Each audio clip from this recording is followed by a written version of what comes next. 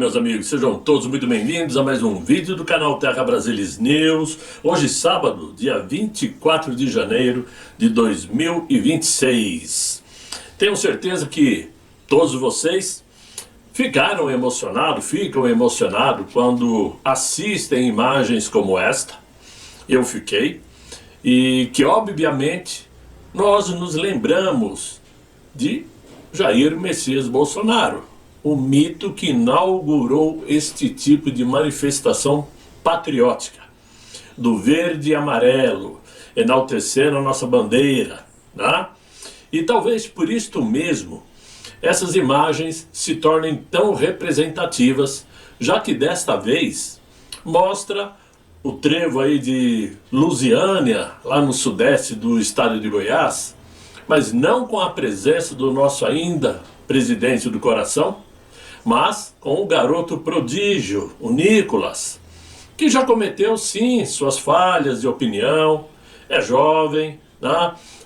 Começou recentemente na política, e eu inclusive até já critiquei algumas posturas, mas que não apaga o que está fazendo agora, porque não há como negar sua magistral iniciativa de caminhar rumo a Brasília, arrastando aí uma multidão inicialmente inesperada, conforme ele mesmo disse, mas que agora assusta o sistema.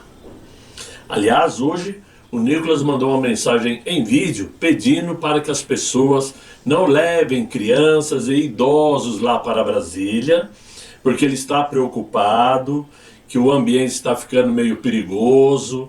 Hoje ele já foi obrigado a usar um colete à prova de balas. Existem alguns relatos de infiltrados, ou seja, o ambiente está começando a esquentar. Aquele ministro já proibiu que esta procissão patriótica se aproxime da Papudinha, ou seja, baseado na movimentação e pelo número de, inclusive, parlamentares bolsonaristas que estão acompanhando junto ao Nicolas Ferreira e também influenciadores de direita, é claro que a tendência é que ou Polícia Militar, ou o Judiciário, ou a Polícia Federal queira de alguma maneira atrapalhar o que promete ser uma grande festa amanhã lá na Praça do Cruzeiro em Brasília. Muito bem. O que nós podemos dizer sobre isto? Primeiro, infelizmente, não é como alguns pensam. O tal do blogueiro, jornaleiro, o Sakamoto, nem lembro o primeiro nome dele, disse que esta caminhada não é uma caminhada pró-Jair Bolsonaro, pró-prisioneiros do 8 de janeiro, é sim uma caminhada de Nicolas pensando na presidência da República. Muito bem, eu acho que não é necessário fazer nem o pré-primário para imaginar que o papel de um político qual é? É atingir o mais alto posto. Qualquer pessoa que entra em uma empresa, o sonho dele é progredir, subir, atingir o maior degrau possível. E assim é o político. Principalmente quando esse político tem carisma. E carisma causa uma dor de cotovelo nessa turma. Ah, se causa. Porque se tem uma coisa que o Nicolas Ferreira herdou de Jair Bolsonaro, é esse carisma que ele tem de atrair a multidão. Isso está provado agora. Não tem como discutir. Então é claro que ele pode sim chegar à presidência. Mas infelizmente para nós não será tão cedo. Infelizmente, por conta da idade dele, ele só pode disputar uma presidência da República em 2038. Em 34 ele ainda não terá completado, na data de assumir o governo, 35 anos, que é a regra.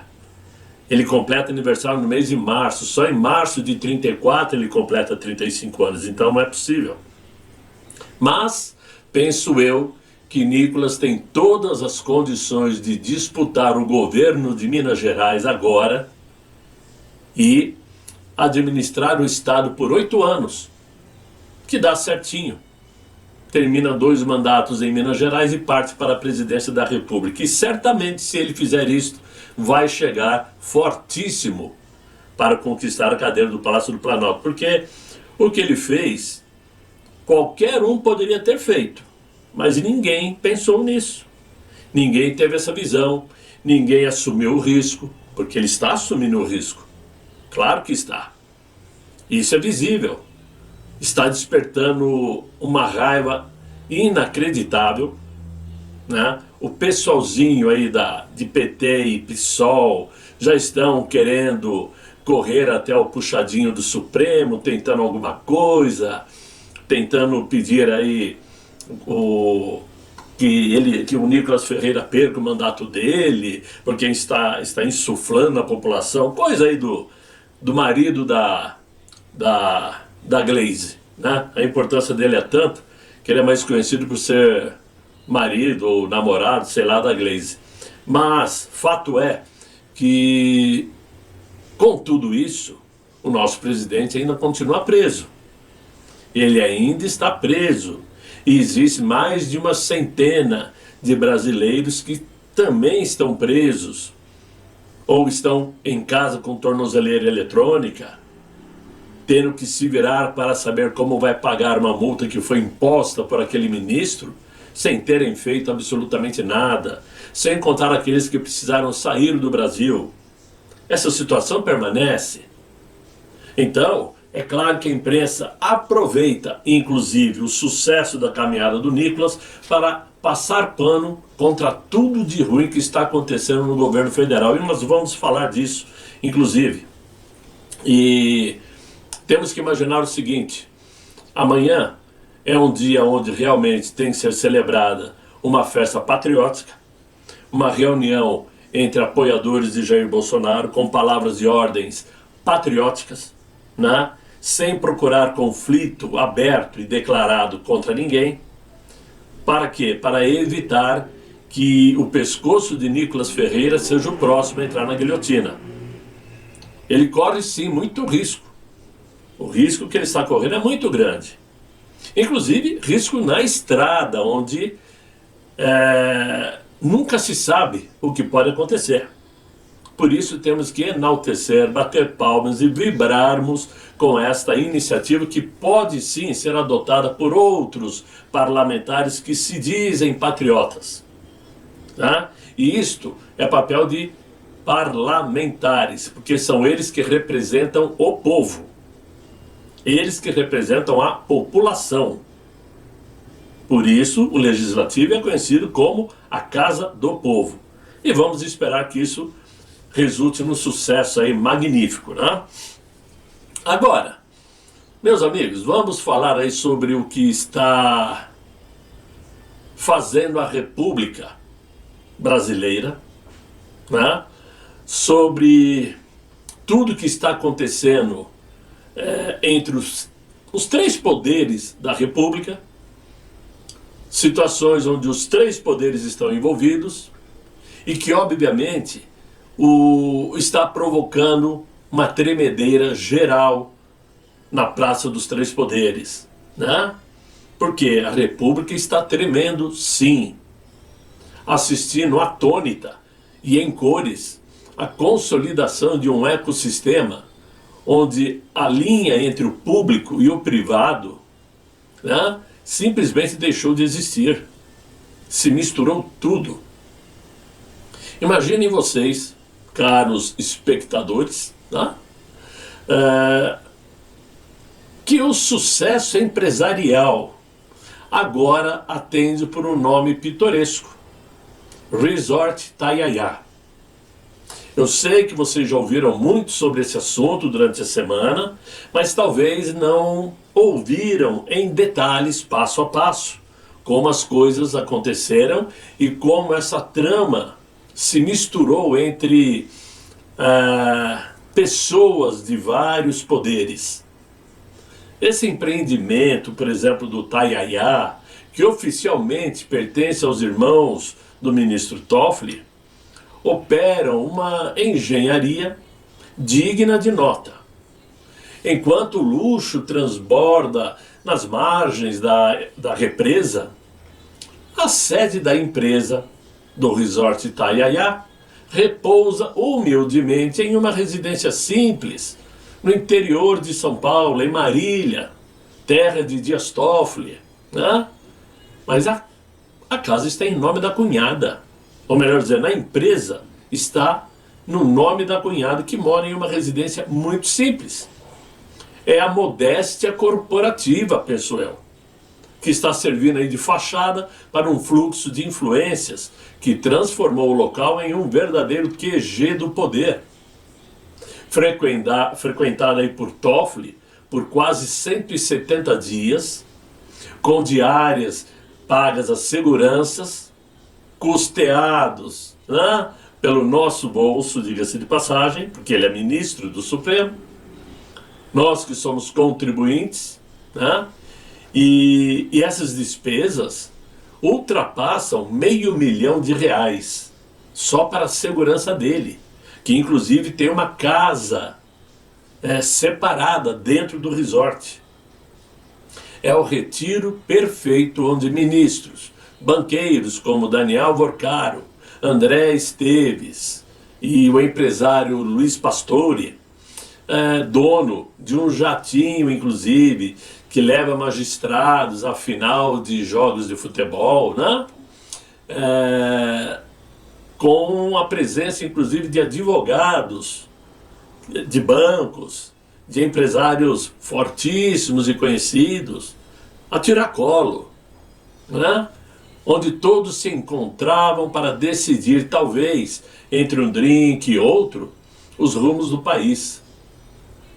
Só que o buraco é muito mais embaixo, ou melhor, é master, né?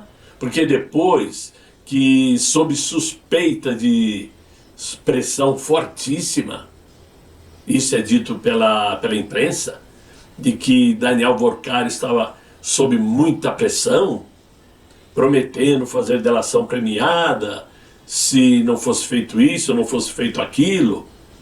Fato é que ele prestou depoimento na Polícia Federal, né, e admitiu que seu plano de negócios era 100% ancorado no Fundo Garantidor de Créditos. E com isto veio a certeza de que a falência do Banco Master veio tarde demais. O que o Daniel Vorcaro confessou à Polícia Federal não foi apenas uma estratégia agressiva de mercado. É a exposição de uma parasitagem. Sim, ele era um parasita no sistema financeiro. Quando um banqueiro admite o seu crime, ele está afirmando com todas as letras que a sua existência, a existência de seu banco, sempre foi artificial.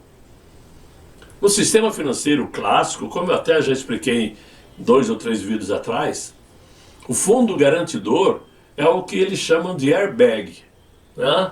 Você sabe que ele está presente para salvar vidas em caso de acidentes. No modelo do Banco Master, o airbag foi transformado no motor do carro, aquele que movimenta a situação. O Banco Master vendia títulos que não existiam, com taxas astronômicas de juros para atrair investidores, sabendo que se a instituição viesse a colapsar por má gestão ou excesso de risco, o fundo garantidor, mantido por todos os outros bancos e em última análise pelos clientes, pagariam a conta até o limite garantido, né, de R$250 mil. E claro, eu falo pelos clientes porque o fundo garantidor é bancado pelos próprios bancos, que para fazerem esse depósito garantidor todo mês, claro que jogam taxas de juros menores para os clientes, cobram por serviços bancários, cobram para fazer uma transferência bancária, ou seja, eles arrecadam esse dinheiro para cobrir esse fundo garantidor, para ajudar a cobrir, né? Mas aí vem a pergunta, e onde entra a política nessa situação? A política entra nisso tudo justamente quando Dias Toffoli é escolhido, né, como relator, supostamente sorteado, para as causas de Daniel Vorcaro, né? E quando o próprio Dias Toffoli coloca tudo em sigilo, concentra processos em suas mãos e peita até o PGR, né, para manter provas lacradas.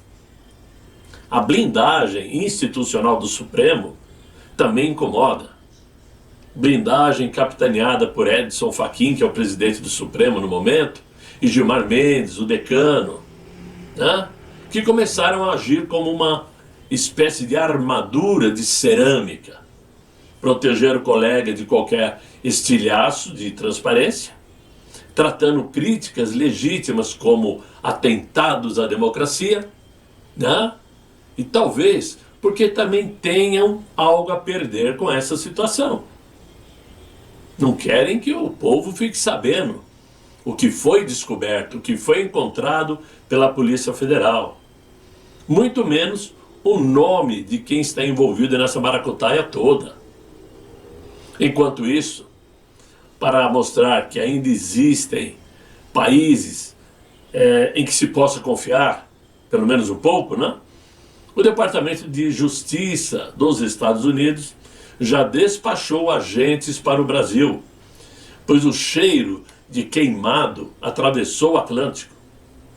É o suposto esquema sujo operando em plena luz do dia. Recursos de fundos de pensão de servidores públicos sendo jogados na fogueira de ativos duvidosos, enquanto o guardião da Constituição voa alto em jatinhos de interessados em suas sentenças. A presença desses agentes do Departamento de Justiça americano no Brasil, no contexto desse caso, não foi um gesto protocolar, nem um fruto aí de cooperação rotineira entre países. Ela ocorreu porque aos olhos de Washington, o problema deixou de ser apenas um episódio de instabilidade bancária local, que inclusive obrigou o próprio governo americano a decretar o fechamento da instituição Master lá nos Estados Unidos, e passou a carregar sinais claros de risco financeiro com possíveis desdobramentos criminais em escala internacional. O ponto de inflexão surge quando ex-parceiros de Daniel Vorcaro, que tiveram participação direta nas estruturas internas do Banco Master, procuraram autoridades americanas munidos de informações internas. Seus nomes foram mantidos em sigilo para não afetar as investigações. Mas esse tipo de movimento, no padrão investigativo dos Estados Unidos, raramente acontece sem farta documentação, registros financeiros e indícios de práticas que não aparecem nos relatórios oficiais apresentados ao mercado ou aos reguladores, no caso o Banco Central. Quando pessoas que estiveram envolvidas no esquema batem à porta do Departamento de Justiça americano, a suposição inicial já não é a de má gestão, mas a de possível fraude estrutural. Se uma parte dessas operações envolveu dólares americanos, bancos correspondentes ou qualquer passagem pelo sistema financeiro dos Estados Unidos, a jurisdição americana se estabelece de forma quase que automática e autônoma. Nesse contexto, a decisão de enviar agentes ao Brasil indica desconfiança quanto à real dimensão do problema e, sobretudo, quanto à capacidade ou disposição das instâncias locais de fiscalização em conter o risco com rapidez necessária. É esse desenho, mais do que um nome específico, que despertou o interesse americano. Quando Washington decide investigar diretamente, a mensagem implícita é clara. Existe algo ali que pode ser maior, mais profundo e mais perigoso do que aparenta nos comunicados oficiais. E talvez foi por isto que o governo americano aplicou a seção 301, que é aplicada pela United States Trade Representative contra o Brasil. E isto permitiu que os Estados Unidos começassem a investigar atos políticas, ou melhor, investigar atos, políticas ou práticas brasileiras consideradas injustas, discriminatórias ou nocivas ao comércio e ao sistema financeiro internacional. Essa situação, inclusive envolvendo a seção 301 de uma lei americana, dizem as más bocas, sem comprovação, inclusive foi alertado aí pelo Alan dos Santos, que pode ter sido usado como moeda de troca, né, para que o atual presidente do Brasil ajudasse a entregar Nicolás Maduro. Ou seja, a pressão contra o Brasil está muito grande, muito forte. Ele não só ajudou a entregar Maduro, como está pedindo a cabeça de alguns ministros, é o que dizem. Tudo isso é suposição. Mas se olharmos bem o desenho, o cenário político do Brasil, vocês podem perceber que toda a imprensa que é bancada com dinheiro do governo federal está batendo e muito em dois ministros em específico. Tanto Moraes como Toffoli estão sendo atacados diariamente pela imprensa, principalmente aquela que sempre os defenderam. Globo, CNN, Veja. E por quê? Alguma coisa não está batendo certo aí nessa história. Inclusive falam que Donald Trump tirou a lei Magnitsky daquele ministro em troca de se aprofundar nessa história aí do Banco Master, etc. Ou seja, começam a surgir fuxicos demasiados para o lado deles. Tudo aquilo que se criava contra a direita, contra Jair Bolsonaro, agora está começando a ser criado para o lado deles. E eles, para a nossa felicidade ou azar deles, não possuem outras lideranças que possam capitanear a situação a favor da esquerda. Eles só possuem o presidente do Brasil, que dificilmente chegará em condições de disputar a presidência em outubro próximo. Não só pela falta de condições físicas, pela falta de capacidade administrativa, porque está provado que economicamente o Brasil está quebrado, por conta de sua fama, né? Não vou entrar em detalhes de caráter, etc. e tal, porque vocês já sabem, né? Mas principalmente porque nesse sentido a direita está recheada de possibilidades. Temos o próprio presidente Jair Bolsonaro, que é o nome que gostaríamos que fosse disputar os pleitos. Temos o Flávio Bolsonaro, né? Temos, a meu ver, Michele Bolsonaro, Tarcísio de Freitas, Zema, Caiado, que mesmo que não sejam totalmente de uma direita bolsonaristas, pelo menos não são de esquerda. Ninguém pode dizer que Romeu Zema e Caiado seja da esquerda. Eles podem não ser bolsonaristas, mas de esquerda não são.